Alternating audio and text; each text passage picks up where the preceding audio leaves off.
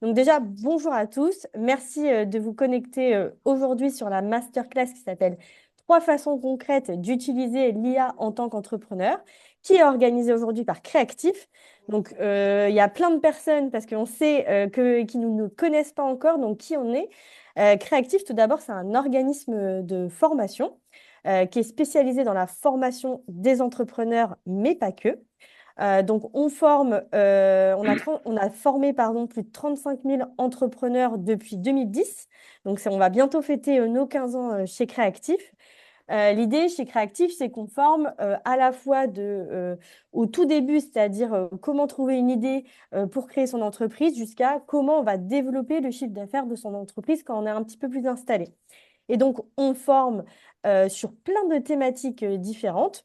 Et vous vous doutez bien que l'IA, ça fait partie des thématiques qui sont aujourd'hui, qu'on le vent en poupe et dont, en fait, les dirigeants, les entrepreneurs, quelle que soit la taille d'entreprise, vous avez envie de vous former à l'IA, de l'utiliser concrètement. Pourquoi? Pour gagner du temps, pour gagner de l'argent aussi, bref, pour gagner en productivité.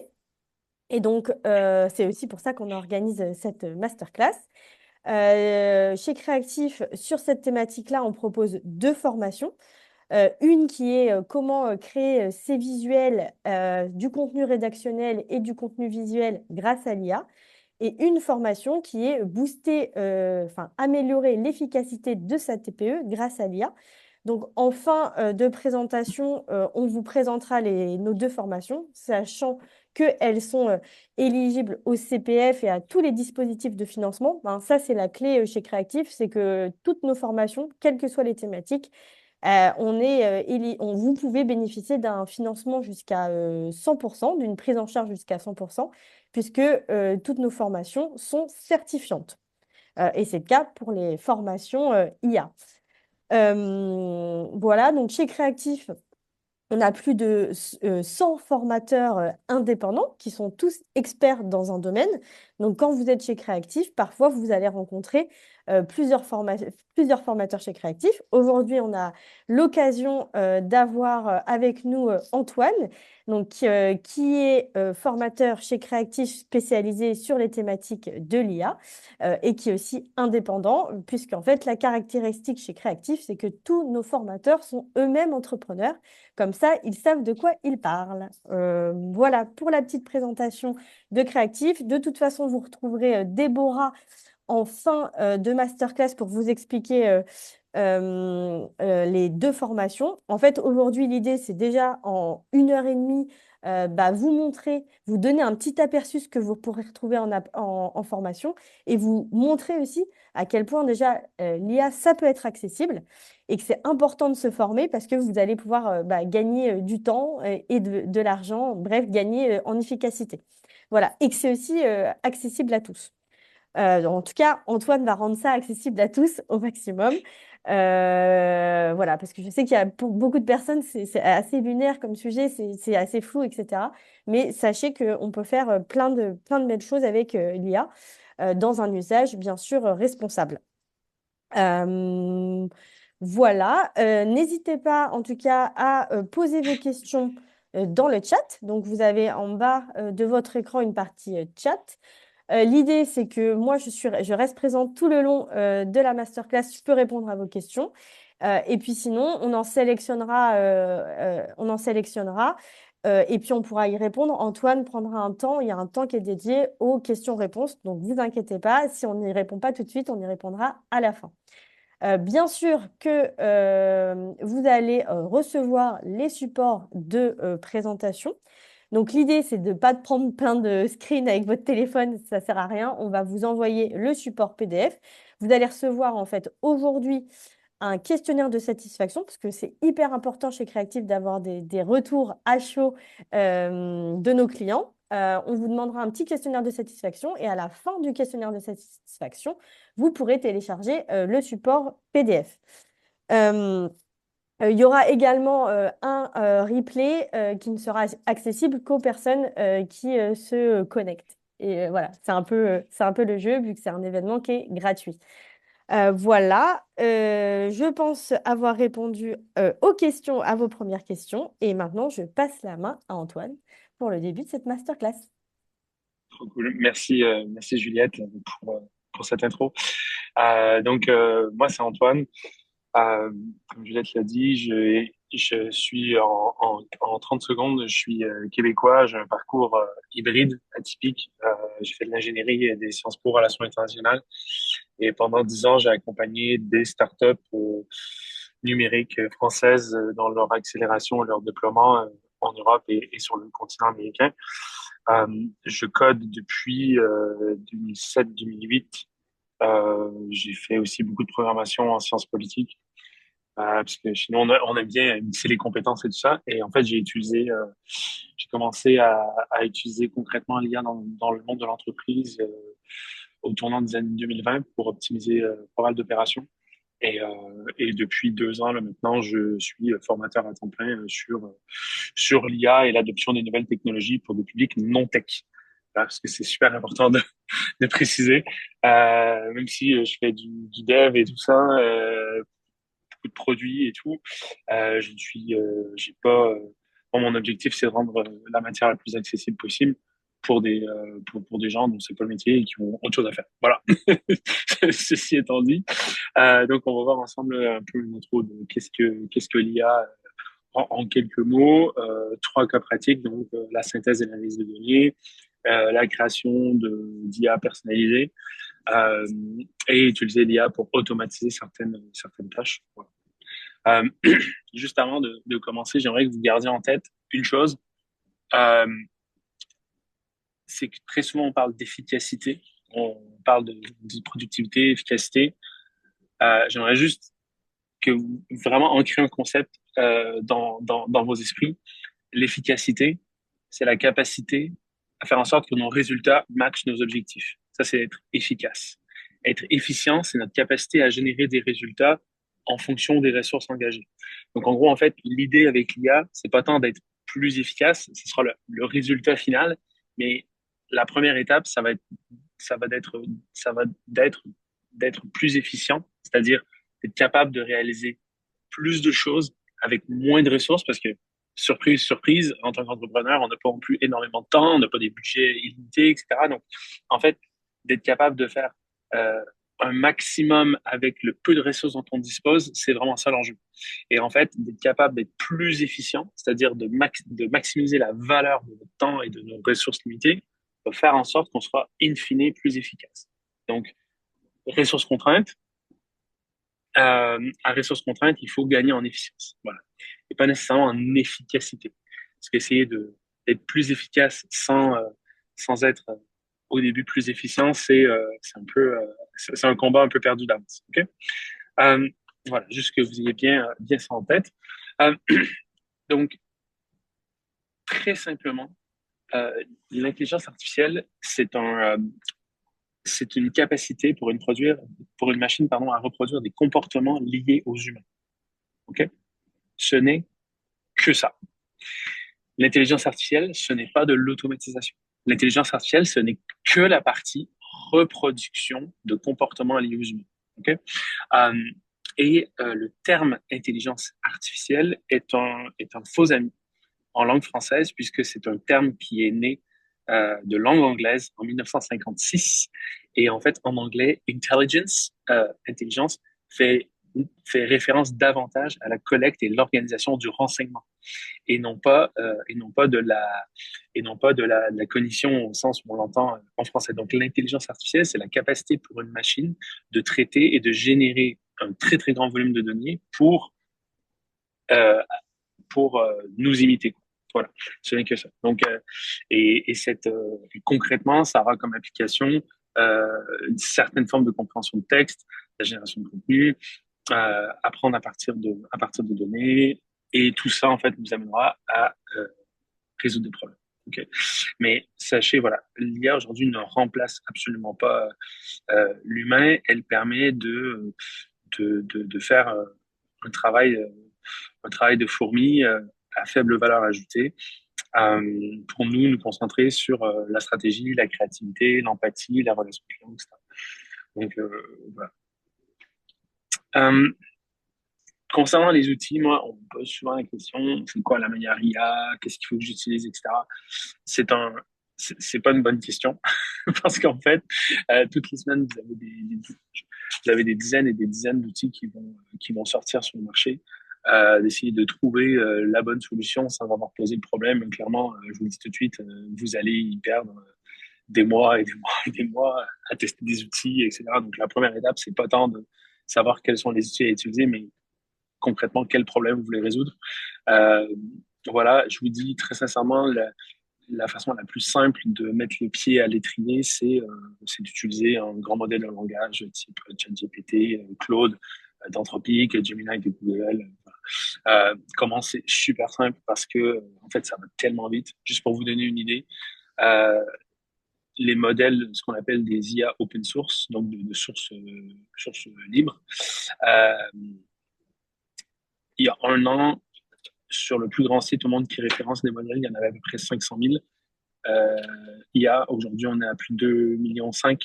Voilà. Donc, ça fait x5 en un an sur des modèles d'IA disponibles. Donc, je compte même pas les outils. Donc, ça se compte en plusieurs millions d'outils sur le marché et tout. Donc, franchement, je vais vous montrer quand même les principaux outils. Mais concrètement, si vous voulez trouver l'outil parfait sans avoir même défini le problème, clairement, je vous dis, c'est pas sorti de l'auberge. Voilà. Maintenant, quelques outils entre guillemets du quotidien euh, qu'on voit ensemble, donc ChatGPT, Google Gemini, Microsoft Copilot et Canva. Euh, voilà, on va les voir vite fait. Euh, ChatGPT, en fait, bon, c'est un peu l'incontournable parce que ça a été les OpenAI, donc l'entreprise qui est derrière ChatGPT, ça a été les premiers à mettre un grand modèle de langage euh, dans une interface de chat accessible à tous.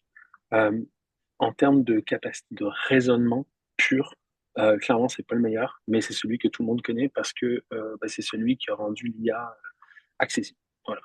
Donc, celles et ceux qui ont besoin plutôt d'aller sur des tâches euh, avec beaucoup d'analyse des données, avec enfin, beaucoup de stratégie, de réflexion, etc., je conseille sincèrement d'utiliser Claude d'Anthropic. ChatGPT, ça marche plutôt bien et tout, c'est assez généraliste. Voilà, mais c'est pas le meilleur produit aujourd'hui sur le marché.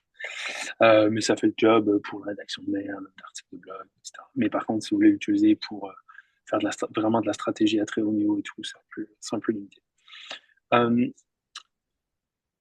Google Gemini versus Copilot, bon, faire très simple, hein, si vous êtes dans un écosystème Google avec Workspace, donc Google Docs, Google Sheets, Gmail, etc., franchement, n'essayez même pas d'utiliser Microsoft Copilot.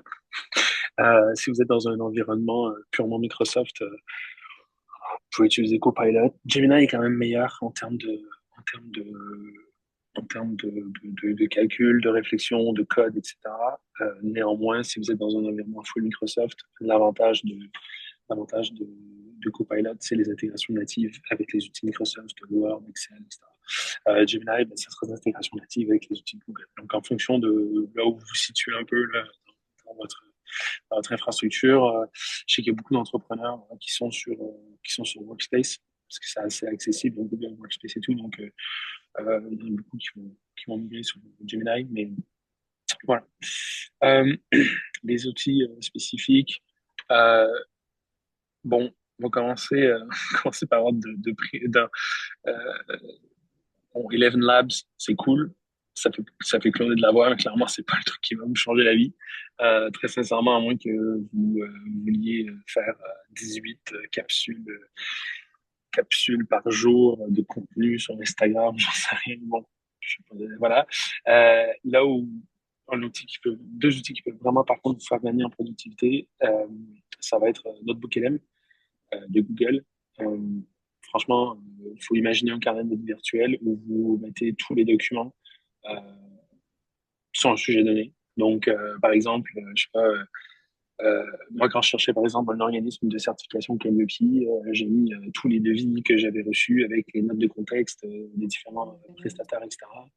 Et, euh, et en fait, je l'ai utilisé pour m'aider dans mes éditions. Excuse-moi, Ouais. Antoine, j'ai quelques petites Yes. personnes qui me disent avec les AirPods, on n'entend pas très bien. Est-ce Ah que c'est merde, possible que tu enlèves tes ah, je AirPods vais et que changer. tu parles direct avec... Ouais, voilà. C'est peut-être, là, si je passe sur le AirPods gauche, c'est mieux? Oui, je Est-ce que c'est pense que mieux? c'est mieux pour tout le monde. C'est mieux comme ça? Alors là, non. Là, est-ce que c'est mieux? Oui, voilà. Ouais, c'est mieux. Ok. Ouais, je pense que c'est l'AirPod droit là qui a un peu fracassé. Euh, voilà. Donc Notebook LM, donc c'est un outil qui est conçu là, pour résumer, et organiser vos documents. En gros, en fait, si vous avez une énorme pile de documents, genre, j'en sais rien, vous voulez, euh, vous voulez participer à un appel d'offres, il y a 25 documents à analyser sur le contexte de l'appel d'offres et tout, bah, vous pouvez donner tous ces documents à Notebook LM pour déjà vous générer une synthèse, pour naviguer à travers ce document. Donc ça, pour le coup, en termes de productivité, c'est juste monstrueux. Euh, Perplexity, il faut vraiment imaginer comme un moteur de recherche à la Google. Au lieu d'aller lire dans les 10-15 premières références, Perplexity va vous en faire un résumé. Voilà. Donc ça aussi, c'est assez intéressant. Très sincèrement, à moins que vous ayez vraiment des enjeux de veille super, super importants et super complexes à mettre en œuvre, euh, c'est peut-être un peu lourd pour commencer. Parmi les outils spécifiques, très sincèrement, pour la création d'entreprise, je vous conseille vraiment de faire un passage sur Notebook LM parce que pour le coup, le temps gagné, il est quand même assez monstrueux sur des grands volumes sur l'analyse de documents avec des larges volumes de données. Je vais vous donner un autre exemple, par exemple, de mon utilisation de Notebook LM. Quand j'anime des formations, je donne des cours. Évidemment, je demande le consentement des apprenants, mais j'enregistre les sessions et ensuite je les mets dans Notebook LM. Et après, je génère des synthèses écrites et des synthèses orales. Donc comme ça, en fait, ça me permet, moi, de prendre de la hauteur sur la journée qu'on vient de passer. Et ça permet aussi aux apprenants d'avoir des documents de synthèse super pertinents. Voilà. Donc, si on parle d'efficience, Notebook LM, c'est vraiment monstrueux. Euh, le prompt, on va juste démystifier un truc. Hein. Prompt, c'est un mot en anglais qui signifie seulement requête ou demande. Donc en gros, en fait, faut arrêter de se faire faut arrêter de se faire des, euh, des nœuds au cerveau quand vous allez dans un bistrot et que vous commandez une pinte ou un café, vous promptez le serveur, quoi. Donc, en gros, voilà. Donc faire un prompt à une machine, c'est exactement comme faire un prompt une demande à un humain. Euh, il faut donner du contexte. Plus il y aura de contexte, bah, plus la réponse sera susceptible d'être cohérente avec votre requête initiale. C'est-à-dire, en gros, si vous rentrez si vous rentrez dans je sais pas moi, dans une bibliothèque et vous demandez à boire, ben, il y a des chances qu'on vous serve un verre d'eau. Si vous rentrez dans un bar à cocktail, vous demandez à boire, ben, il y a des probabilités aussi qu'on vous demande de regarder la carte et de commander un cocktail, quoi. Et en fait, si vous lui dites juste à boire, ben, en fait, c'est le contexte qui va déterminer ce que vous allez avoir en réponse. Ben, c'est exactement la même chose avec un grand modèle de langage comme ChatGPT, Gemini ou que sais-je. Si vous donnez aucun contexte, en gros, il va juste vous sortir la réponse la plus probable en fonction de ce que tous les autres internautes lui ont déjà demandé, quoi. Donc, vous pourrez faire le test, par exemple. C'est des tests qui marchent très bien. C'était un expert IA qui l'avait sorti dans le podcast de Légende de Guillaume Play, mais ça marche. C'est tout à fait juste. Hein, c'est exactement comme ça que ça fonctionne. C'est si vous demandez de compléter cette phrase, il était une fois, ben, on va vous donner probablement quelque chose comme une histoire avec un conte, avec un château, etc.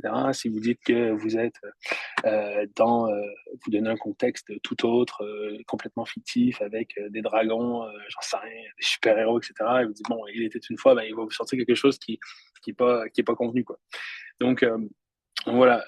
Donc, le prompt, c'est une requête ou une instruction, et plus vous allez être précis dans votre requête, plus vous allez avoir des résultats précis. C'est tout bête. Et juste, bonne pratique, en gros, si vous n'avez pas vraiment de écrire un bon prompt, ça peut être vraiment très, très, très, très long. C'est-à-dire, en fait, donner des instructions ultra précises, ben, ça prend du temps. Moi, ce que je fais tout le temps, c'est que je demande à l'IA de m'aider à clarifier ma pensée et de elle-même générer mon prompt. Donc, donc c'est un processus itératif. Vous pourrez l'essayer, mais franchement, ça marche super bien. Et, euh, et en termes d'efficience, c'est monstrueux. Donc, voilà, vous ferez le test. Donc, trois piliers du prompt, bah, c'est ça en fait. Bah, plus c'est clair, plus c'est spécifique, et plus les objectifs sont précis, bah, plus la réponse sera pertinente. Faut vraiment imaginer une IA comme un stagiaire, c'est-à-dire si vous dites fais-moi une synthèse de la réunion, bah, ça veut préciser la longueur de la synthèse, le ton, à quoi ça allait servir, est-ce que ça va être comme donné au comité de direction, est-ce que ça va servir à décider si on rachète une boîte, si on fait un plan de licenciement, etc. Donc voilà, si la requête est pas complexe, si la requête est pas complète, ben, ça peut partir dans tous les sens. Donc voilà. Exemple simple, bah vous voyez en fait,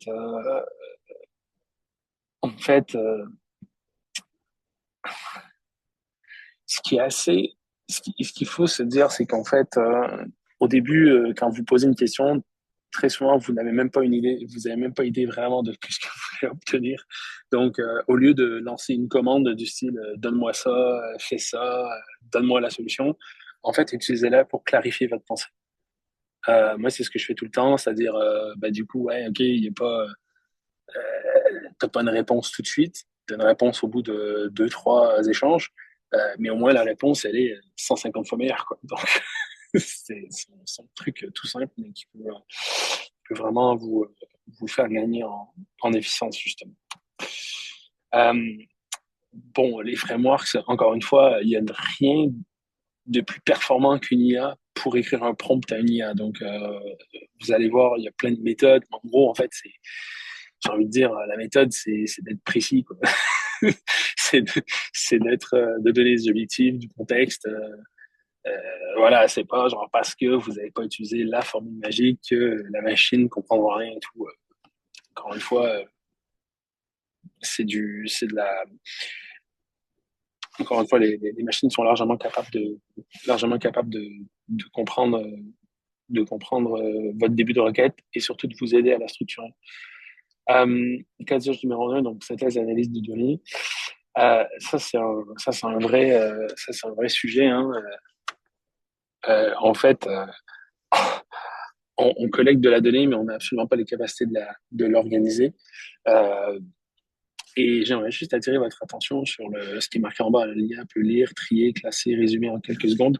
En fait, vous voyez, en fait, lire, c'est une chose, trier, c'est une chose, classer, c'est une chose, résumer, c'est une chose. Euh, Si vous voulez faire de l'analyse ou de la classification de données à très grande échelle, il faut vraiment y aller étape par étape. C'est-à-dire que vous ne pouvez pas balancer, pas envoyer toute la doc que vous avez en disant bon, débrouille-toi, sors-moi quelque chose. Ça marche pas comme ça. En fait, ça va fonctionner sur des petits volumes de données, mais ouais, par exemple, je vais vous donner un exemple concret. Il y a 2 semaines, j'ai accompagné une boîte de conseil qui fait de la concertation publique là, pour les travaux de génie civil. On avait en gros, on avait 4000 avis citoyens analysés sur 13 thèmes différents. Un humain, en gros, met plusieurs semaines pour analyser ces avis-là. Au début, en fait, il voulait balancer tous les avis, les 3700 ou 4000 avis en même temps à ChatGPT. Bon, ben, en gros, ChatGPT vous sort des bons résultats sur les 5, 6, 7 premiers avis et après, il explose en plein vol. Donc, il faut vraiment découper le problème, quoi. Découper le problème, mais en fait, c'est un boulot, quoi, de définir la bonne question plutôt que d'essayer de comprendre, plutôt que d'essayer de concevoir la bonne solution. C'est vraiment ça, c'est ce qui fait la différence en fait à l'ère de l'IA. C'est pas d'avoir la bonne solution, c'est de poser la bonne question pour vous permettre d'avoir la bonne solution. Et si vous ne passez pas de temps à définir la question, à définir des enjeux, etc., bah, c'est là où en gros vous allez générer un truc très vite, mais qui va aller droit dans le mur, quoi. Donc voilà, donc vraiment allez-y étape par étape. Les avantages, donc effectivement, voilà, en fait, encore une fois, juste pour vous donner une idée, hein, un modèle de langage comme ChatGPT, quand vous lui donnez un document à lire, il va consommer à peu près 25 000 mots à la seconde. Bon, même si vous êtes des lecteurs très rapides, vous n'arrivez pas à lire 25 000 mots à la seconde. Donc, donc voilà, donc c'est juste l'humain est très bon dans certaines choses, la machine est très bonne dans d'autres, et il faut juste créer un couple gagnant humain-machine, quoi. Voilà, donc attention à vouloir faire des pipelines d'automatisation vraiment de bout en bout, où vous avez des agents IA qui décident à votre place. Encore une fois, ils n'ont pas de contexte, ils ne ressentent rien, ils ne comprennent pas, ils n'ont pas d'empathie. Donc vraiment, le premier danger de l'IA, c'est l'anthropomorphisme, c'est-à-dire en gros de croire que c'est un humain, que c'est intelligent, que ça a de l'empathie, que c'est un petit cœur qui bat derrière, etc. Donc pas du tout. Hein. Je vous dis tout de suite, c'est une machine qui fait de l'analyse de données à très haute vitesse. Donc voilà. Donc il faut vraiment laisser la machine là où elle est bonne, quoi. Elle comprend pas vos enjeux stratégiques, mais effectivement, c'est ça, elle peut vous aider à y voir plus clair. Moi, je fais beaucoup de planification stratégique comme ça. Je dis pas, donne-moi la bonne réponse. Je dis en gros, aide-moi à clarifier ma pensée, quoi. Et, euh, et c'est d'une puissance assez exceptionnelle. Euh, voilà. Juste aussi un dernier point. Hein, essayez pas de mettre de l'IA là où il n'y en a pas besoin. Vous voyez, par exemple, genre, j'en sais rien pour si vous avez 10 000 avis clients et vous voulez, je sais pas, vous avez un score entre 1 et 10 et vous voulez calculer le score moyen, franchement, un bon vieux Excel, ça fait largement le boulot. Si vous avez un peu de difficulté pour le coup à prendre en main Excel, bah, demandez à une IA de vous aider à construire cette machine d'analyse dans Excel, mais tout ce qui est calcul de moyenne, de médiane, des sommes, des tendances, etc., clairement, voilà, vous pouvez utiliser des chiffriers. Et par exemple, ça, c'est une bonne pratique. Vous pouvez demander juste à l'IA, en gros, j'ai ce problème-là, selon toi, quel est le meilleur outil pour le résoudre, quoi. C'est, c'est le plus adapté. Voilà. C'est ce que je fais tout le temps. Ça marche super bien. Euh, voilà. Questionnaire marketing, ben voilà. Voilà. Bon, donner des exemples et tout, mais euh, là, ici, là, vous avez, par exemple, là, c'est pas moi qui l'ai fait, là, c'est pas l'olivier c'est pas l'olivier de créatif, mais voilà, vous avez, par exemple, un formulaire, en fait, en gros, un formulaire d'avis client avec les avis qui ont été récoltés. Bon, dans un fichier, Excel ou un Google Sheet. Voilà. Et là, on donne un peu de contexte.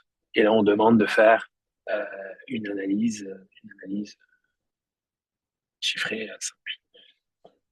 Euh, faites super attention. Je vous le dis tout de suite, faites super attention avec ChatGPT. Là, GPT-5, surtout depuis les mises à jour qu'ils ont fait la semaine dernière, est quand même beaucoup moins enclin à vous dire oui quand vous avez, beaucoup moins enclin à vous dire que vous êtes des génies alors que en fait vous allez dans le mur. Euh, donc vraiment faites super attention. Je sais que 85% des utilisateurs utilisent ChatGPT, mais moi je dis tout le temps, je préfère qu'on me dise que j'ai tort plutôt que qu'on me dise que j'ai raison alors que j'ai tort, quoi. Donc il a tendance à vraiment vouloir vous faire plaisir. Euh, allez-y avec très grande modération. C'est pour ça, moi personnellement, je préfère vraiment l'utiliser pour clarifier ma pensée, pour aller vers la bonne solution, mais non pas nécessairement de me sortir tout de suite la bonne solution parce que, en fait, vous avez très peu de moyens de vérifier que c'est juste. Voilà. Donc, s'il n'y a pas trop d'enjeux, c'est pas très grave. Voilà. Si vous voulez, donner des résultats fiables à des clients, etc., faites très attention. En fait, vous pouvez l'utiliser, ça marche bien, mais faites pas une utilisation naïve, quoi. Allez-y vraiment étape par étape. Juste petite histoire comme ça, là. Cet été, il y avait Deloitte, le grand cabinet de conseil, c'est quand même parmi les Big Four, donc 4 plus grands cabinets de conseil au monde. Et ils ont fourni un rapport au gouvernement australien généré en grande partie par ChatGPT avec des erreurs.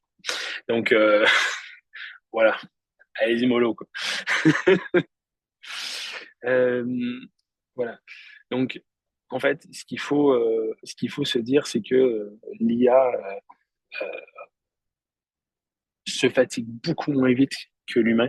Mais encore faut-il être capable de bien découper le problème et aller chercher le bon outil pour le bon moment, etc. Donc, euh, vous pouvez faire des trucs exceptionnels avec, mais prenez le temps de bien définir vos problèmes. Voilà. C'est vraiment, si j'ai une chose à vous dire, dans toute dans tout cette masterclass, c'est vraiment prenez le temps de définir vos enjeux et vos problèmes.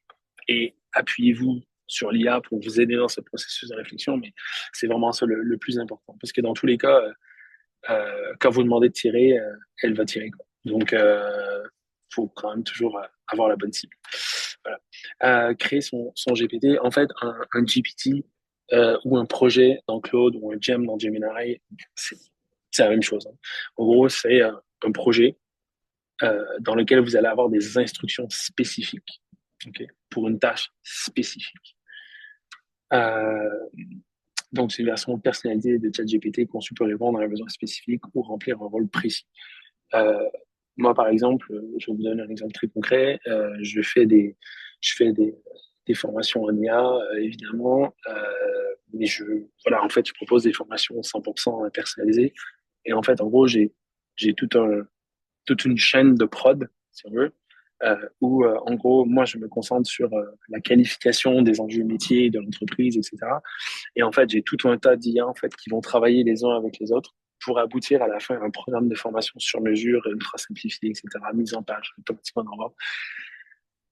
Et en fait, le principe du GPT, c'est vraiment un robot spécialisé sur une tâche ultra précise. Okay. Donc, par exemple, ce robot-là, ça peut être de dire, OK, ben, à partir d'enregistrement audio, je vais créer une note de synthèse standardisée sur mes rendez-vous clients, par exemple. Et là, vous entraînez le modèle à générer cette note de synthèse euh, ultra, ultra précise et ultra standardisée pour ensuite pouvoir l'intégrer dans votre CRM et travailler la donnée, etc. Ça, c'est par exemple, c'est un exemple de GPT que vous pouvez faire. Vous pouvez l'utiliser pour, moi j'ai un GPT de rédaction. C'est-à-dire, en fait, en gros, c'est pas le robot qui rédige à ma place. C'est le robot, en gros, en fait, on entame une discussion, je lui discute avec lui de ce dont j'ai envie de parler, etc. Il est entraîné sur mon propre style d'écriture. Et en fait, ensuite, il me propose une trame que, du coup, je vais retravailler, mais en soi, donc, c'est pas magique. Mais en 15 minutes, j'ai trouvé le sujet et j'ai un brouillon sur lequel travailler. Voilà. Et après, je fais en gros, je sais pas, 20 minutes de travail sur le brouillon et en 30 minutes, j'ai un post LinkedIn qui est complètement travaillé avec mon propre style, avec ma propre stratégie, etc. Voilà. Voilà. Donc vraiment, on peut en faire sur à peu près tout et n'importe quoi, mais vraiment, allez-y, encore une fois, de manière itérative, étape par étape. Donc, vous commencez simple et ensuite voilà, vous allez complexifier au fur et à mesure. Dites pas, je veux un agent qui répond au téléphone, qui me fait des posts LinkedIn et je fais office de comptable. Clairement, ça marche pas. Donc, allez-y mollo, quoi. Voilà. Réfléchissez en fait là où, en gros, vous faites juste mapper vos processus. C'est-à-dire, OK, ben, faire un post LinkedIn, qu'est-ce que c'est? Trouver une idée. OK. Une fois que j'ai une idée, qu'est-ce qu'il faut que je fasse? Je fasse un plan. OK. Une fois que j'ai mon plan, qu'est-ce qu'il faut que je fasse? Il faut que je rédige. OK. Une fois que j'ai rédigé, qu'est-ce qu'il faut que je fasse? Il faut corriger. OK. Une fois que j'ai corrigé, qu'est-ce qu'il faut faire? Il faut le faire relire. Faire relire à d'autres personnes. OK. Et donc, ensuite, faire une deuxième correction, voilà, améliorer. Et une fois que j'ai ça, bah, après, je publie. Mais en fait, si vous voulez avoir un robot qui passe en gros, j'ai pas d'idée à j'ai un post fini sur LinkedIn et qui tombe tout seul, et vous voulez faire avec un seul outil que vous n'avez pas programmé, que vous n'avez pas entraîné, etc., ça va vous donner des résultats, mais ça va donner des résultats qui sont ultra standards et qui, en gros, ouais, vous allez publier, mais vous allez publier du contenu qui ne vous ressemble pas, qui n'est pas cohérent avec votre stratégie, donc je vois pas trop l'intérêt, quoi. Faut vraiment voir en fait là où part le temps et ben, la tâche de trouver une idée, c'est pas la même que la tâche que de rédiger un plan. Voilà. Donc là, par exemple, ce serait deux robots. Voilà. Voilà. Donc il faut vraiment apprendre à séquencer chacune des étapes et tout pour avoir des résultats qui sont vraiment, vraiment intéressants. Encore une fois, demander à ChatGPT, rédige-moi un post LinkedIn sur un nouveau client signé, il faut sortir un truc, ça va être d'une banalité affligeante, quoi. Donc, voilà. Euh, bah voilà, donc faut définir un rôle clair, des consignes précises, des exemples.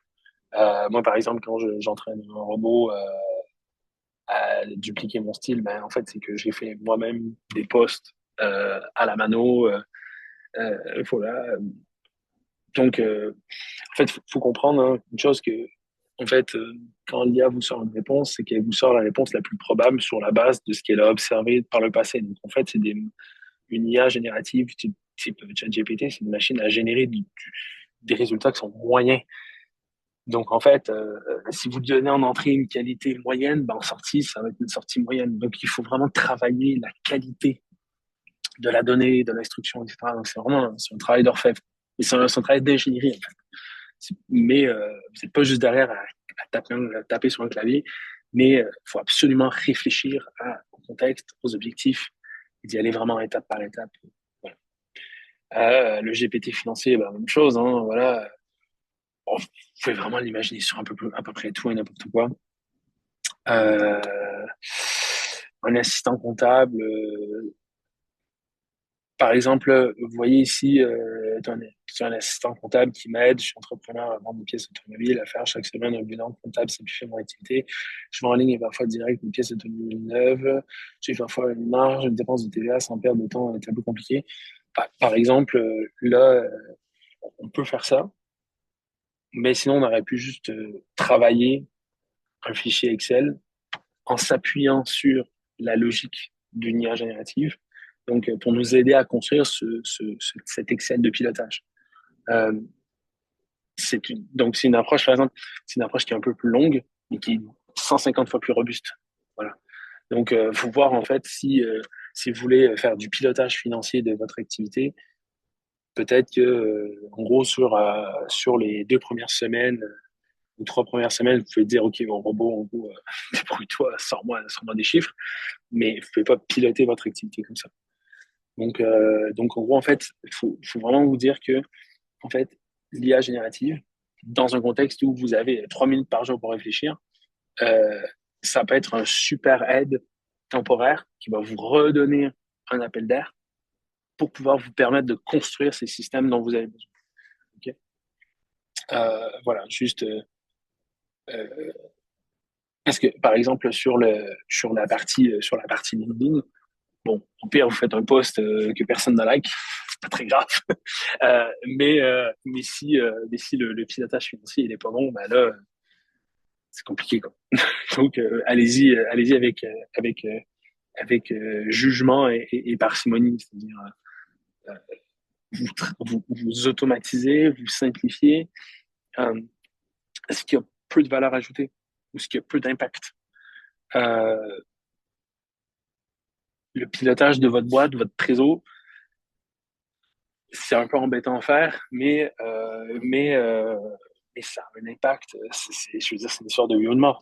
Donc, moi, personnellement, si je devais, je pense que c'est le dernier GPT que je ferais, quoi. Voilà. Donc, vraiment, allez-y, mollo. Euh, donc là, bon, ça, c'est assistant comptable. Encore une fois, ça marche, mais il faut se dire, est-ce que le jeu en vaut la chandelle? Okay. Est-ce que le jeu en vaut la chandelle? Est-ce qu'il n'y a pas des zones aujourd'hui d'optimisation à aller chercher? Par exemple, si, je sais pas, je vais vous prendre un exemple, si j'ai des examens et tout, si vous devez faire de la saisie manuelle de documents type des PDF ou j'en sais rien, okay, vous devez passer genre de PDF à remplir un Excel et ça vous prend 3 heures par jour, 5 jours par semaine. Ça, typiquement, c'est un truc qui est largement automatisable. Donc, moi, je me concentrais plus là-dessus que sur vraiment du pilotage financier pur et dur, quoi. Donc, voilà. Bref, faites ce que vous voulez, hein. Mais, voilà. Mais ça marche, mais encore une fois, ça marche bien. OK? Ça marche bien, mais c'est à vous de construire. C'est pas, en fait, voilà, le sujet, c'est pas tant de construire la bonne solution que de poser le bon problème, quoi. Que de poser le bon diagnostic, de dire, OK, ben aujourd'hui, où est-ce que je perds 2, 3, 4, 5 heures sur des tâches ultra répétitives à faible valeur ajoutée, c'est là que vous allez travailler. Euh, voilà, bon, les posts LinkedIn, par exemple, faire des fiches de poste, voilà, plein de formations, ouais, des diagnostics, script commercial. En fait, voilà, c'est en fonction de vos cas, de vos besoins à vous, vous allez construire des outils qui sont, euh, qui sont adaptés. Encore une fois, là, je, je, je, je sais, hein, on est beaucoup comme ça à se dire, ah ouais, c'est génial, je vais tout automatiser. Je me dis un conseil d'ami, ça fait 15 ans que je suis dans la tech. C'est une fausse bonne idée de vouloir tout automatiser de bout en bout tout de suite. Allez vraiment étape par étape et garder le contrôle au maximum. Automatiser des tâches avec l'IA. Donc juste remettre un peu les choses en perspective. Hein. Encore une fois, l'IA, c'est la capacité pour une machine à reproduire des comportements liés aux humains. C'est-à-dire, quand je pose une question, la machine va répondre. Voilà. L'automatisation, c'est autre chose. En fait, l'automatisation, automate, c'est se mouvoir soi-même. Okay. Donc, vous pouvez avoir des tâches automatisées qui ne relèvent absolument pas de l'IA. Par exemple, quand j'en sais rien, vous avez un Excel, quand vous rentrez une ligne supplémentaire dans votre Excel, ben ça rajoute une ligne supplémentaire dans un autre Excel, etc. Bon, bref, il y a zéro IA dans l'histoire, c'est que de l'automatisation. Voilà, donc c'est bien important conceptuellement là, de segmenter les deux. Donc l'IA, ce n'est pas de l'automatisation, et l'automatisation, ce n'est pas de l'IA. Parfois, ça va ensemble, mais parfois, c'est complètement séparé. Euh, je donne un exemple très concret. Sur la direction des ressources humaines hein, d'une grande métropole française, voilà, qui me disait, en fait, ils ont 250 personnes au département des RH. Et en fait, ils disaient, ouais, est-ce que l'IA peut nous aider parce qu'on perd 80% de notre temps à saisir des données du logiciel de pointage vers le logiciel de paye. Clairement, c'est pas de l'IA, c'est de l'automatisation et ça, c'est faisable depuis les années 70. Donc, voilà, juste beaucoup de cailloux dans la chaussure sont résolvables par de la simple automatisation, des macros dans Excel, des trucs comme ça, hein, des trucs super, super simples et qui, qui sont simples pour des informaticiens, qui sont compliqués pour des gens du métier, on ne sait pas le cœur de l'activité. Et là, pour le coup, vous pouvez utiliser l'IA pour concevoir des flux d'automatisation. Et ça, c'est d'une puissance exceptionnelle. Donc voilà, vous pouvez construire, par exemple, moi, par exemple, j'ai utilisé l'autre fois le Gemini, l'IA de Google, pour concevoir un script de synchronisation d'agenda externe vers mon agenda pro interne. Voilà. Pour éviter des doubles réservations dans mon agenda. Ça a été 15 minutes de discussion avec Gemini, c'est tout. Voilà. Donc j'ai utilisé de l'IA pour créer un script d'automatisation. Voilà. Okay. Et j'ai utilisé l'IA pour définir mon problème. J'ai utilisé l'IA pour aller chercher le bon outil et j'ai utilisé l'IA pour écrire ce script dans la même conversation. Okay. C'est pas une histoire d'outil, c'est une histoire de paradigme. Okay. C'est une histoire de méthode. Okay. On n'arrive pas tout de suite en disant allez, fais ça. Okay. On définit le problème, on définit le cadre et on va chercher le bon outil pour la bonne tâche. Okay. Voilà, donc c'est une suite d'actions qui se déclenche automatiquement sans intervention humaine. Juste un truc, des outils comme ça, là, vous avez des outils no-code ou low-code, genre Make, Zapier, N8N. En termes de Zapier, c'est le plus simple, probablement. Make, c'est intermédiaire. N8N, c'est très sincèrement, c'est compliqué. Je vous dis tout de suite, si vous voulez commencer, vous pouvez faire très, très, très, très simple. Vous commencez par Zapier. Même si Zapier est incroyablement limité par rapport à N8N, mieux vaut avoir un outil qui est limité, mais qui vous permet en 20 minutes d'aller automatiser une tâche qui vous prenait 5 heures dans la semaine, à très faible valeur ajoutée, que de vous arracher les cheveux pendant 2 mois à essayer de faire fonctionner N8N sur un serveur. Okay. Donc, vraiment, voilà. Commencer, c'est vraiment le sujet, commencer le plus simple possible. Okay. Simple. Et typiquement, justement, vous pouvez utiliser l'IA pour vous aider à trouver le sujet le plus simple dans votre quotidien à automatiser, par exemple. Okay. Encore une fois, je vous dis, c'est un changement de paradigme. Ce n'est pas une question de quel est le bon outil, etc. C'est comment poser la bonne question, comment poser le bon problème. Voilà, donc vous pouvez imaginer voilà, tout ce que vous rêvez d'automatiser, plus automatiser. Voilà. Simple. Euh, donc, quand une personne remplit un Google Form, un doc PDF est généré avec des réponses, puis un mail automatique qui est envoyé dans le document 2. Voilà, ça, c'est typiquement un genre de flux qu'on peut automatiser. Voilà. Maintenant, il faut se dire, est-ce que ça en vaut vraiment le coup? C'est-à-dire que, en fait, il y a des tâches qu'on trouve insupportables à réaliser. Moi, typiquement, c'est le genre d'action que je trouve insupportable. Mais, mais bon, si ça dure 2 minutes, 2 fois par mois, ce qui est vraiment, ce qui est vraiment un enjeu d'automatisation, je sais pas. J'en serais très dubitatif. En fait, quand vous automatisez quelque chose, il faut vraiment automatiser ce qui est à faible valeur ajoutée et qui est ultra récurrent. Si, voilà.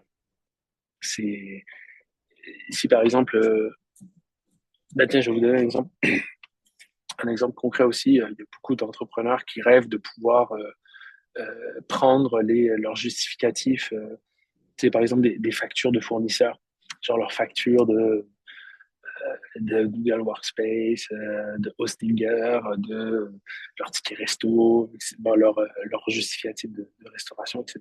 et pouvoir directement les enlever dans leur logiciel comptable. Très souvent, ce genre de truc, c'est déjà pris en charge par notre logiciel. Donc, avant de, avant de construire des pipelines d'automatisation, des trucs comme ça, déjà vérifier au plus simple. Est-ce que ce problème est récurrent? Et puis, surtout, est-ce que je dispose déjà des bons outils pour le faire?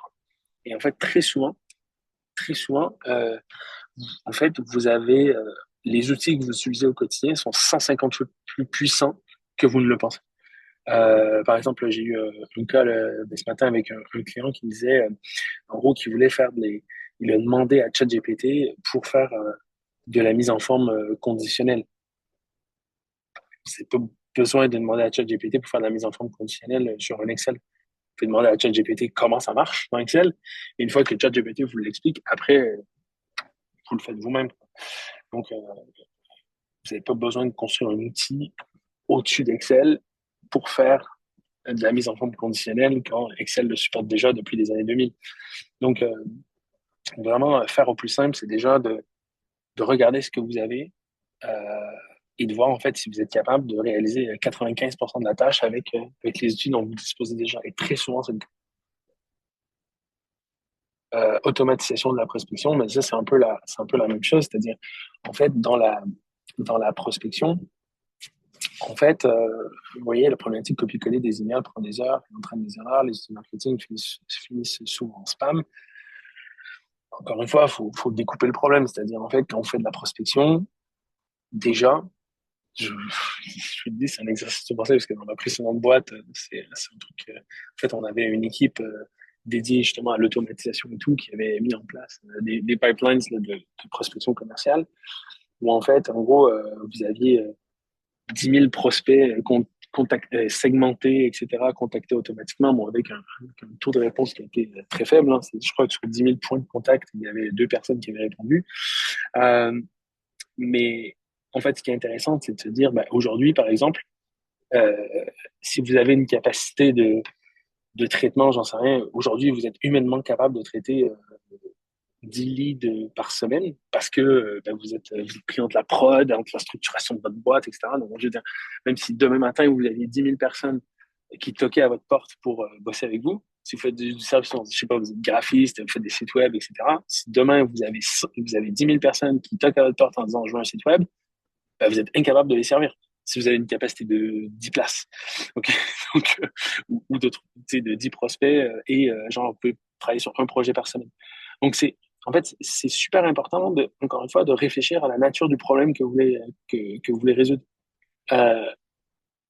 Imaginez, votre truc est tellement performant que, en fait, vous avez 10 000 personnes qui toquent à votre porte toutes les semaines. Vous n'avez aucune capacité, en fait, de les, de les servir.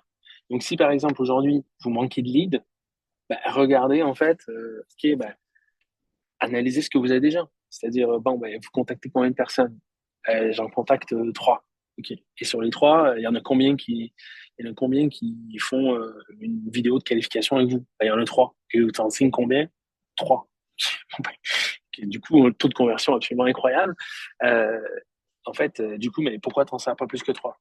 Ah ben, en fait, parce qu'aujourd'hui, je ne sers pas plus que trois parce que je suis occupé à faire A, B, C. Ok, super. Bon, ben, je suis occupé justement à chercher les lignes. Ok. Mais ça, j'y passe 15 minutes. Euh, je suis occupé à faire, j'en sais rien, mon business plan. Ça, pour le coup, j'y passe 40 heures dans la semaine. Parce que j'ai jamais fait ça de ma vie, etc. Et tâche C, je sais rien. Bon, ben, en fait, si vous automatisez votre prospection alors qu'aujourd'hui, vous perdez votre temps sur votre business plan, en fait, vous êtes en train de résoudre le mauvais problème. Donc, voilà. Donc, en fait, est-ce que l'IA peut vous aider dans votre business plan, la clarification de votre business plan, etc. Oui, carrément.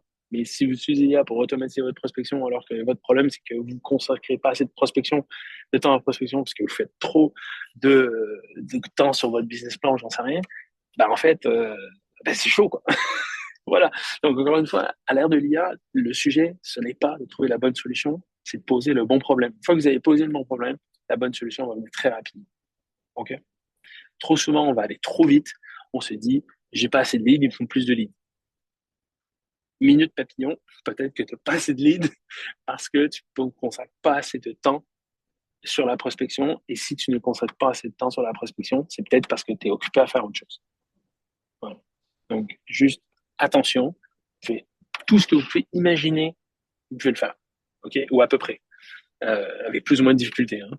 Mais faut pas se leurrer hein, d'avoir un robot qui appelle des gens et qui convertit avec un taux de conversion de 95%. Bon, voilà. Je crois pas trop, mais OK. Mais voilà, juste attention. Cas d'usage, donc automatiser la prospection, bah, ça par exemple, voilà. Donc là, vous pouvez construire des pipelines d'automatisation, etc. Supposons que c'est le vrai problème, le bon problème, parce que bah, aujourd'hui, de créer ces mails, ça prend trop de temps, etc. Bon, voilà. Ça peut être la bonne approche. Si tant est que c'est le bon problème. Euh, En fait, il faut demander à l'IA plusieurs solutions, mais même si on recule encore de, d'un pas, euh, la première étape, c'est pas tant de demander plusieurs solutions que de lui demander de nous aider à clarifier notre problème et nos enjeux. Okay. Le process, voilà, encore une fois que vous êtes sur le bon problème, la bonne solution, vous avez des tutos sur YouTube, vous pouvez vous faire accompagner, vous pouvez lire des manuels, voilà, ça se fait. Euh, mais encore une fois, vous avez 30 minutes par jour pour réfléchir, concentrez-vous sur le problème qui va vous faire gagner 3 heures, pas sur celui qui va vous faire gagner 10 minutes une fois tous les 6 mois. Voilà. Bon. Voilà, donc osez automatiser, mais allez-y petit quoi. Commencez vraiment petit, très frugal, voilà, très safe, parce que encore une fois, faire passer à l'échelle un système qui marche pas, c'est juste plus de problèmes à plus haute échelle. Ok, donc ça c'est ce que je disais tout le temps à mes anciens collègues. En fait, tu fais tu fais scaler tes problèmes quoi. Donc voilà, allez-y doucement, formez-vous, faites-vous accompagner, euh, prenez un pas de recul sur votre activité, sur vos challenges, et essayez de vous concentrer là où vous avez euh, bah, toute votre valeur, quoi. Et essayez de voir comment est-ce que vous pouvez vous appuyer sur la machine pour vous décharger au maximum, sans vous remplacer, mais vous décharger sur les tâches qui sont à moins faible valeur ajoutée, qui sont à moins forte valeur ajoutée. Pardon. Et voilà. Donc, commencez petit. Voilà. Et du coup, je pense que Juliette, Oui, Tu peux alors, reprendre. on va laisser la parole à Déborah, qui est responsable des formations IA chez Creative, qui va vous présenter ce qu'il y a eu des questions, notamment comment créer un agent IA, comment créer un chat GPT, etc., ce que tu as un peu abordé. Et ben, c'est des choses que, par exemple, on voit en formation. Donc, Déborah, je te laisse la main. Et une fois que Déborah elle sera intervenue, n'hésitez pas à poser vos questions ici à Déborah et on reprendra les questions techniques avec Antoine. Antoine, tu continues à partager ton Oui, écran. Voilà. ouais, c'est bon. Désolé, je l'ai cherché. Vas-y, Déborah. Déborah, tu as le micro qui est fermé. Je te réactive le son. Hop,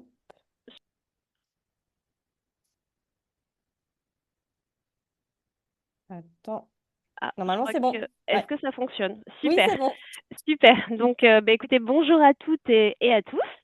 Donc, je suis ravie d'être avec vous aujourd'hui. Donc, je suis Déborah et je suis responsable pédagogique sur les formations en intelligence artificielle chez Creatif. Voilà, donc pour beaucoup d'entre vous, l'IA peut sembler un plus, quelque chose qu'on apprendra plus tard, mais honnêtement, on est à un virage qu'il ne faut vraiment pas rater, parce qu'aujourd'hui, l'IA est accessible à tous, et surtout, elle peut vraiment vous permettre de gagner moins pour gagner plus. Voilà, donc gagner du temps, optimiser votre organisation, produire mieux et développer votre activité plus rapidement. Voilà, donc on a créé 3 parcours de formation pour répondre à des profils très différents. Et le but, c'est vraiment que chacun puisse avancer à son rythme selon ses besoins. Voilà. Donc nos 3 parcours au niveau de l'intelligence artificielle. Donc on va avoir un premier parcours qui va être débuté avec l'intelligence artificielle. Donc pour celles et ceux qui veulent comprendre l'IA et apprendre à l'utiliser au quotidien. Donc savoir formuler de bonnes demandes, structurer leurs idées, créer des contenus, organiser leur travail, bref, acquérir les bases solides pour être autonome. Ensuite, on aura un deuxième parcours qui va être booster son activité grâce à l'IA. Donc, un parcours de formation orienté business. Donc, tout ce qui va être prospection, communication, marketing, stratégie commerciale, création de contenu. Tout ce qui va vraiment vous aider à accélérer le développement de votre activité. Et le troisième parcours de formation qu'on va avoir, ça va être l'IA pour les formateurs. Donc, spécialement pensé pour celles et ceux qui créent ou animent des formations. Donc, justement, construire vos supports, structurer vos programmes, améliorer vos animations, organiser votre activité et professionnaliser votre offre. Voilà.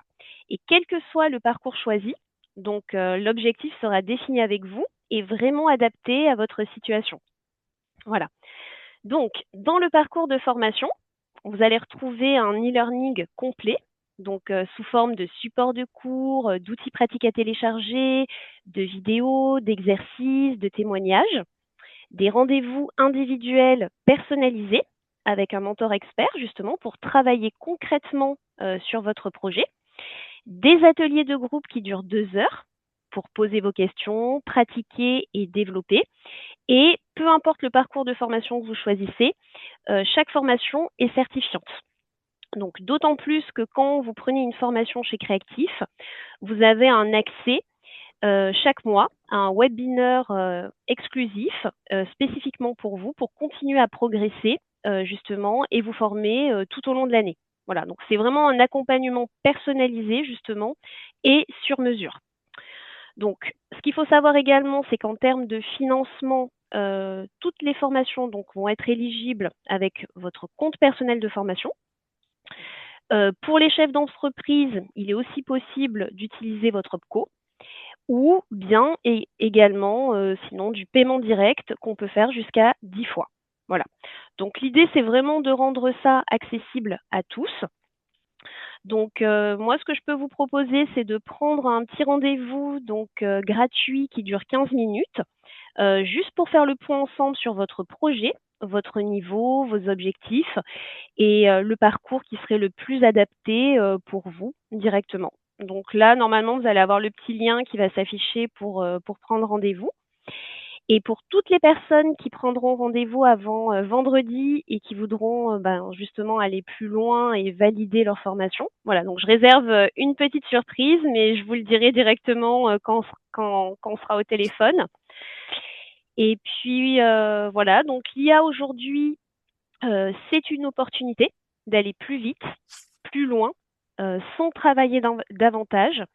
Et l'IA n'est pas là pour remplacer votre travail, elle est là pour multiplier votre impact. Et quand votre impact augmente, votre chiffre d'affaires suit derrière également.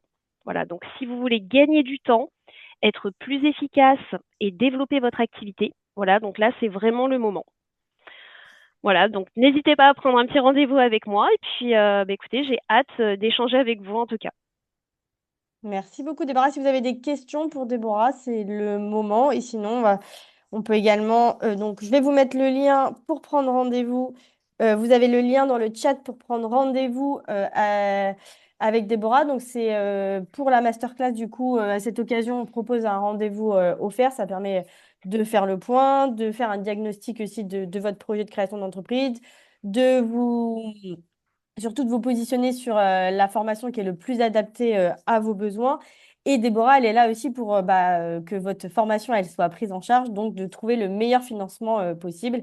Comme on l'a dit, toutes les formations sont certifiantes et donc éligibles au CPF.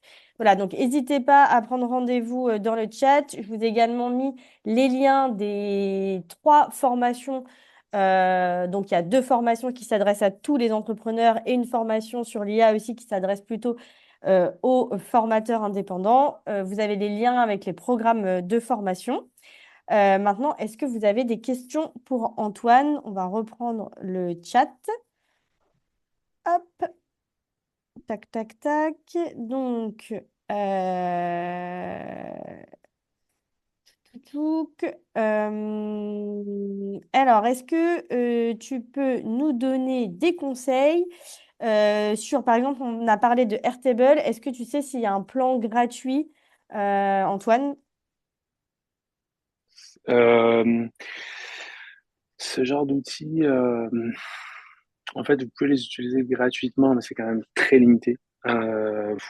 C'est, ces boîtes-là, elles gagnent de l'argent avec leurs abonnements. Donc, si vous voulez, si vous pensez construire gratuitement dessus, c'est pas possible. Vous allez pouvoir tester 3 jours, hein, ouais. Voilà, mais non, non, c'est très vite payant et surtout, je vous mets en garde quand même sur ce type d'outil. Demandez-vous vraiment si Airtable c'est le bon support parce que en fait, ils ont des modèles de tarification. En fait, vous allez créer une dépendance à un outil payant qui peut monter entre 10 et 20 euros par mois par utilisateur. Donc, si vous avez 20 utilisateurs à servir, bah, tout de suite, vous allez avoir pour 400 euros de licence, quoi. Donc, donc voilà. Donc, allez-y modérément avec ce type d'outil. Demandez-vous si c'est le bon outil pour le problème que vous voulez résoudre. Selon toi, est-ce qu'il est toujours nécessaire de payer pour ChatGPT? Oui.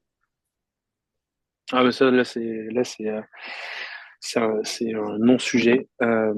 En fait, pour plusieurs raisons. La première, c'est que en fait, vous avez accès à une fenêtre de contexte qui est plus large. C'est-à-dire, en fait, vous allez pouvoir donner plus d'éléments. Donc, plus vous donnez d'éléments, plus la réponse est précise quand vous êtes sur des abonnements payants. Premier point. Deuxième point, c'est que vous allez avoir accès à beaucoup plus de puissance de calcul. Donc, en fait, quand vous êtes sur du gratuit, en fait, quand vous commencez un peu à trop solliciter la machine, vous êtes rétrogradé sur des modèles moins performants. Donc, vous continuez à avoir des réponses, mais la qualité de ces réponses-là se dégrade. Donc ça c'est pas super intéressant. Et troisièmement, et c'est probablement le sujet le plus important, c'est que quand c'est gratuit, c'est toi le produit, et que en fait, je vous encourage à lire la politique de confidentialité d'OpenAI. C'est super intéressant. Elle est assez courte, elle est lisible, hein, ça fait 3 ou 4 pages, hein, ça va. Mais en gros, quand vous êtes sur des abonnements gratuits, tout ce que vous donnez en info, c'est utilisé pour entraîner les modèles. Donc, genre vos bilans comptables, vos clients, etc. Donc, et en fait, le problème, c'est que, en fait, il peut y avoir parfois des fuites de mémoire. J'ai déjà observé des fuites de mémoire sur ChatGPT où en fait, en gros, il commençait à m'appeler Antoine, mais avec un nom de famille qui n'était pas le mien et une activité qui n'était pas la mienne. Donc voilà, donc c'est super, super dangereux quoi. Donc non, non, franchement, c'est 20 euros par an. Que ce soit Gemini, que ce soit ChatGPT ou Claude, peu importe, ou Mistral. Dès que vous êtes en pro, c'est à peu près 20 euros par mois. Euh, c'est un investissement, clairement. C'est pas, c'est, c'est 5 cafés, là. Il y avait une autre question de Guillaume, un cas très concret pour Antoine. Par exemple, Ouais, pour créer une revue de presse de médias locaux, vaut-il mieux automatiser cela via Zapier ou est-ce que c'est une tâche pour un agent IA? c'est une tâche pour un agent IA. Et c'est une tâche pour Perplexity. Et c'est une tâche pour Perplexity. Moi, pour cette tâche-là, je prendrais Perplexity Pro à 20 euros par mois et le modèle de langage pour l'analyse, j'utiliserais Claude d'Anthropic à 20 euros par mois en plus. Donc, ça serait un usage à 40 euros par mois pour ce truc-là. Ça dépend, hein, encore une fois, si c'est lire 3 articles et faire 2 résumés, bon, pas non plus, pas non plus construire une machine de guerre. Mais si c'est pour faire une revue, si par exemple vous avez 500 articles à lire, vous devez en faire une synthèse, etc. Moi, clairement, je prendrais Perplexity Pro et je jouerais, en fait, je changerais le modèle de langage. Voilà. Mais ouais, pour moi, c'est un job entre minimum 20 euros par mois et 40 euros maximum. Quand on a une enquête de satisfaction ou des questionnaires papier, comment peut-on transférer les questionnaires à l'IA? Y a-t-il des IA capables de traiter des documents numérisés en PDF? Votre téléphone, votre téléphone. Franchement, euh, pour le coup, moi, j'utiliserais Gemini spécifiquement parce qu'en fait, dans Gemini, vous avez un modèle d'image qui s'appelle Nano Banana pour générer des images. Mais en fait, en gros, Google, ils sont super forts sur la reconnaissance d'images. Parce que bon, déjà pour alimenter le moteur de recherche, etc. Donc en fait, ils ont développé des technologies incroyables. Et en fait, vous pouvez, ça dépend en fait combien de PDF hein, vous avez à scanner. Euh, mais oui, oui, clairement, vous prenez en photo, vous l'envoyez à Gemini, et en fait, vous dites, bon, ben, maintenant, transforme ça en document texte, et ça se fait en quelques secondes. Une question de Lucie. Que penses-tu d'un abonnement X-Filed regroupant plusieurs IA? Je vais me lancer en freelance en communication social média. Je ne connais pas cet outil. Je suis désolé. Alors après, à voir si c'est rentable de regrouper les plusieurs IA dans un pack. Ah, Euh, d'accord, oui, ok, oui, c'est un peu comme Mammouth. Ok, d'accord, oui, c'est un peu comme oui, c'est ce que le partage de elle... code Netflix. Ok, d'accord. Euh, en fait, c'est quoi son prénom? Lucie. Lucie, tu vas te rendre compte qu'en fait, chaque IA a un peu une doctrine de fondation. C'est-à-dire, en fait, il y a des IA qui sont plus ou moins fortes sur l'ingénierie, plus ou moins fortes sur la créativité, etc. Donc, en fait, effectivement, ça peut être intéressant d'utiliser ce type d'outils pour mutualiser les licences, pour en fait tester en fait, en gros, trouver chaussure à ton pied. Et une fois que tu as trouvé chaussure à ton pied, de prendre un abonnement vraiment dédié, tout ça, encore une fois, pour tout ce qui est protection des renseignements personnels et tout. Bah, c'est l'approche que j'adopterai. Est-ce que tu connais une IA qui analyse tout ce qui est enregistrement audio? Ça dépend le volume. Ça dépend le volume, mais ouais, ouais, tu peux. Mais aujourd'hui, si t'as des enregistrements audio disponibles, par exemple, tu peux les mettre directement dans Notebook LM. Et en fait, en fait, l'audio sera transformé en texte. Ce sera de la transcription. Et à partir de cette transcription, tu vas pouvoir créer des documents de synthèse, des quiz, des présentations vidéo. Mais ça va être un bon. Ça, en fonction du volume et de la fréquence, Notebook LM, ça fait largement le boulot. Notebook LM pour ceux qui n'ont pas entendu. Ouais, pardon. Notebook LM, comme Lucie et Martin. Voilà, parce qu'ils n'ont pas tous entendu. Il y Désolé. avait aussi des questions alors sur comment on crée un agent IA et comment on va créer ses propres GPTs. Donc ça, je l'ai dit, c'est des choses qu'on voit en formation parce que ça demande un peu de temps, mais est-ce que tu peux donner déjà des premiers éléments de réponse? Déjà, en fait, faites le test vous-même, hein. C'est-à-dire, vous allez sur ChatGPT ou Gemini, peu importe, hein. Vous allez dans la section GPT ou Gem pour Gemini ou Projet pour Claude, peu importe.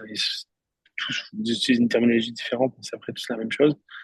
Et en fait, vous allez concevoir, en fait, donner une instruction système standardisée. C'est-à-dire, par exemple, en gros, je vais te donner, bah, tiens, on va prendre notre exemple de notre ami qui fait des revues de presse. Mais par exemple, genre, si la sortie de ta revue de presse, c'est toujours le même format, ok, c'est toujours le même format, et en fait, tu vas avoir des cartes synthétiques d'un article de presse. Bah, en fait, déjà, tu vas aller dans un chat normal de chat GPT, tu vas dire, OK, ben, en gros, je veux arriver à ce résultat-là à partir d'articles. Écris-moi une instruction système ou écris-moi un prompt qui permettra en fait de faire cette tâche dans un projet dédié. Et là, la machine va vous écrire un prompt long comme ça. Vous prenez ce prompt long comme ça, vous le mettez dans un GPT en instruction système et vous ouvrez une conversation dans ce projet et vous faites juste balancer un article et il va vous donner la synthèse dans le format que vous avez demandé. Voilà, en 3 étapes. Est-ce qu'il y a d'autres questions pour Antoine avant qu'on clôture cette masterclass? Ah oui, une autre question de Guillaume. Quel est ton avis sur Mistral? En fait, Mistral, c'est super. En fait, encore une fois, ça dépend, c'est pour faire quoi? En gros, Guillaume nous précise que j'ai l'impression que cette IA est moins complaisante que ChatGPT dans ses réponses. Non, mais clairement, ChatGPT, c'est la pire en termes de complaisance. Je vous le dis tout de suite, hein, c'est de très très loin la pire en termes de complaisance. Non, non, Mistral est super intéressant pour. En fait, c'est pas l'IA la plus intelligente entre guillemets là, pour tout ce qui est raisonnement avancé et tout ça.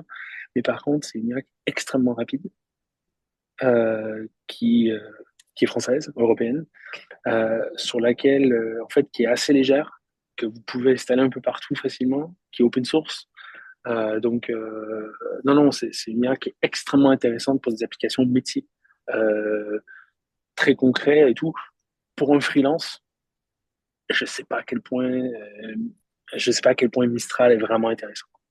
Franchement, pour un freelance, moi, je dirais sur Gemini, euh, ouais, je pense que franchement, je resterai sur... Et en plus, je vous le dis, hein, si vous êtes sur un abonnement Google Workspace, euh, business à 15 euros par mois, vous avez Gemini Pro qui est déjà inclus dans votre abonnement.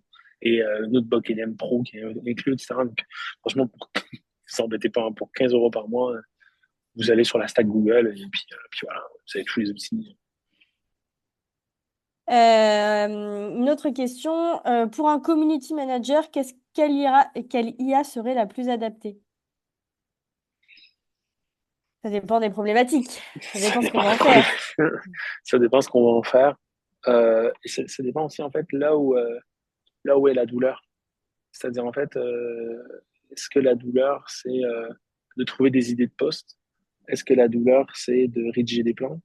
Est-ce que la douleur c'est analyser la performance de la télémétrique de la communauté? Est-ce que la douleur c'est de répondre aux avis sur LinkedIn, etc. Euh, typiquement, ça c'est une question pour une IA. euh, d'aider en fait à définir en fait les points de douleur pour aller mettre en face les bons outils. Là, sincèrement, en plus, moi, je fais, je fais aucune community management, je rédige des posts, mais voilà, quoi, ça s'arrête là. Donc, je suis désolé, je peux pas répondre. Ok, eh ben, merci beaucoup Antoine. Donc là, voilà, vous avez eu un petit aperçu. Alors, on a essayé de vous donner un maximum d'informations dans un temps limité. Donc, j'espère que ça vous a plu. J'espère que ça vous donne aussi envie d'utiliser l'IA dans votre quotidien d'entrepreneur. En tout cas, sachez que si vous avez envie d'aller plus loin, On peut vous accompagner, on peut vous former avec Créactif. Donc, n'hésitez pas à prendre rendez-vous avec Déborah, donc, qui est la responsable des formations IA. Je sais qu'il y en a déjà d'entre vous, là, ils m'ont envoyé des petits messages qu'ils avaient pris rendez-vous. Si c'est pas avec Déborah, vous inquiétez pas, c'est avec une autre personne de l'équipe. Donc, n'hésitez pas. Voilà, l'objectif, c'est de trouver la formation qui vous conviendra le mieux, qui répondra le mieux à vos besoins. Et puis de trouver le meilleur financement possible. En tout cas, merci beaucoup Antoine pour Merci à vous. ta présentation.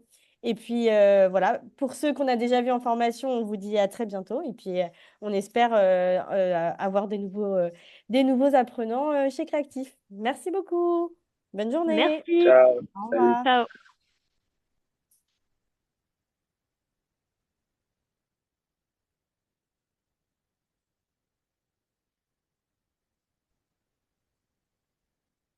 Allô? Alors, pour Guillaume qui est encore connecté, je vais vous mettre, si vous voulez, les liens.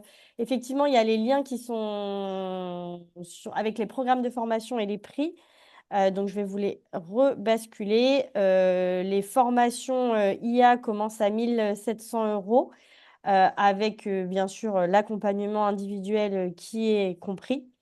Mais sachez que le but, c'est que chez Créactif, on peut bénéficier d'une prise en charge jusqu'à 100% de sa formation. C'est ça aussi l'idée avec Déborah, c'est de trouver votre financement. Alors, je vais vous remettre Guillaume et puis les autres, les liens de 3 formations.